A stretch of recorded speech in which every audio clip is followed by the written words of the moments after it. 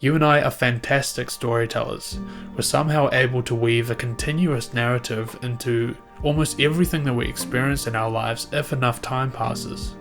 It's a shame then that we use this same ability to define what we can't do in our lives even if we can. But is it really us telling ourselves that we can't do it, or is there something else going on? What tends to happen in these situations is a primitive part of our brain comes online and starts to hijack the usual operation of our brain. And it does this by reinforcing self-limiting beliefs and stories which we at first abide by without question. Now this is confusing because it seems like we're self-sabotaging, but this is not the case. It's another part of our brain speaking for us. Now the first important point here is that emotional protection masquerades as self-limiting beliefs. The real reason why it's happening is to simply protect ourselves from a number of different things going wrong. If we've had particularly painful things happen to us in the past, the primitive brain seeks to avoid recreating it again, because perhaps it could be a threat to our survival. And these self-limiting stories and beliefs are a fantastic method for it to do so, especially because we think that we are the ones telling the stories. If that sounds confusing, we're going to get into it, so don't worry. Now, the overcorrective primitive part of the brain assumes that all the variables that were in place when the emotionally painful thing happened will be the same forever, but they never quite do unless you let it have its way. It basically exclaims that because things have been a certain way up until this point, they will continue to be that way. And this belief seems to harden the longer it's been going on for. But it doesn't matter how long it's been going on for, because it can always be challenged if it's understood.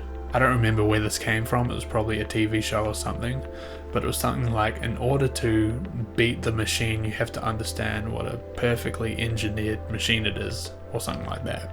To overcome something, you have to understand what a perfect engine it is. So let's get into why the primitive brain does this to us. The brain's primary goal is not to be correct, but to keep us safe. The emotional brain wants to protect you, even if it means reinforcing false beliefs. So when we use these logical centers of the brain, we're activating the neocortex, which is the center of reason in our brain, which gives us a medium to challenge the more hardwired aspects of our brain which have stuck around for a longer amount of time, and were integral a long time ago, but less so now. And if we are reframing a belief that is proposed to be wrong by the primitive brain, and we know we are right using the neocortex, the primitive brain still takes precedence. So for example, what's a real one for me? I think there was certainly a time where I believed I would never be successful at this, and it certainly wasn't true.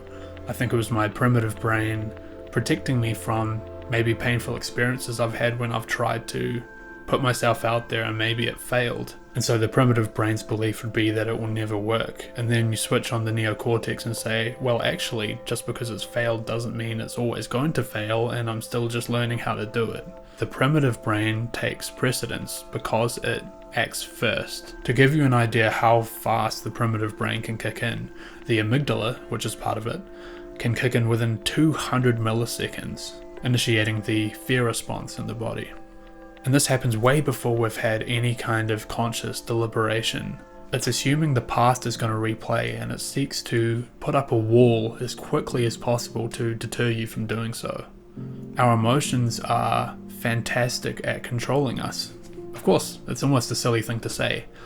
If a part of the brain knows that it can use it to deter you from doing something which may impede chances of survival, then of course it's going to do so.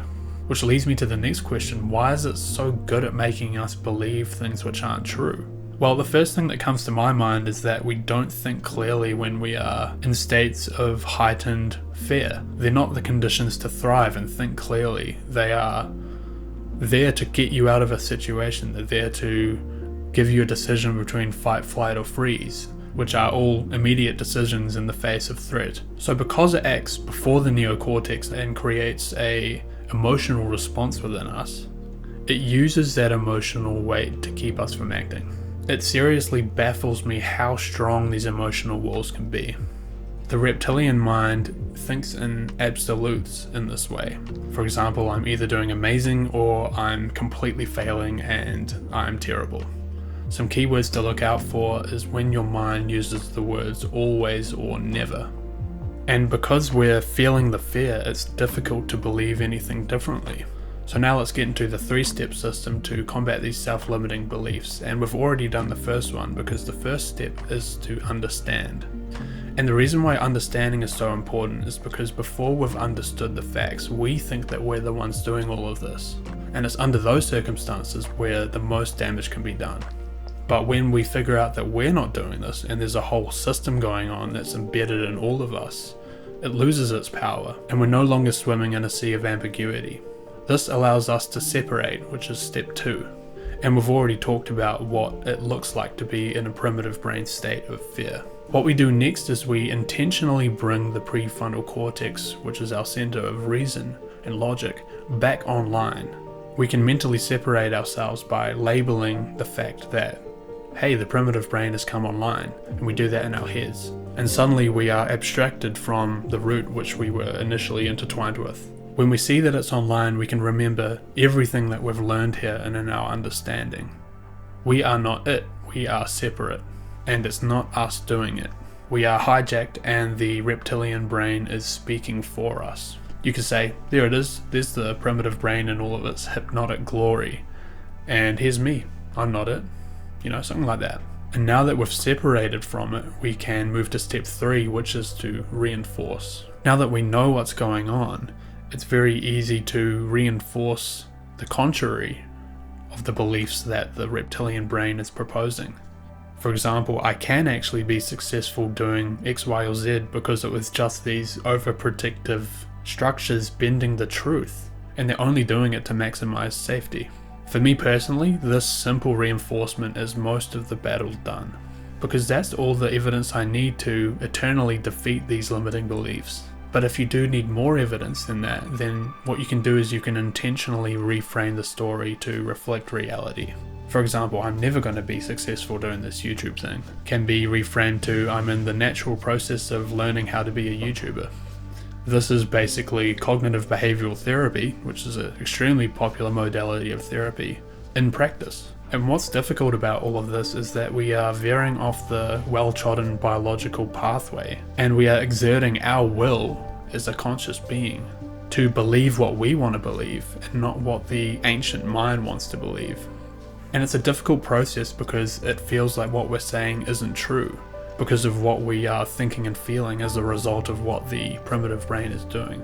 Here's the truth, the primitive brain is not going to change what it does, because it exists within the very bedrock of human programming. The goal isn't to fight it, we are letting it do its thing, but we are trying to not be fused with it anymore.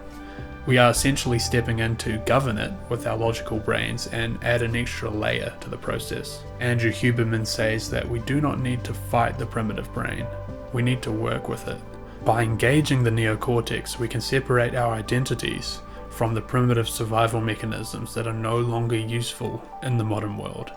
So that's what I have for overcoming your self-limiting beliefs. I hope that this information will allow you to take your power back, and I appreciate your time, and that's about it.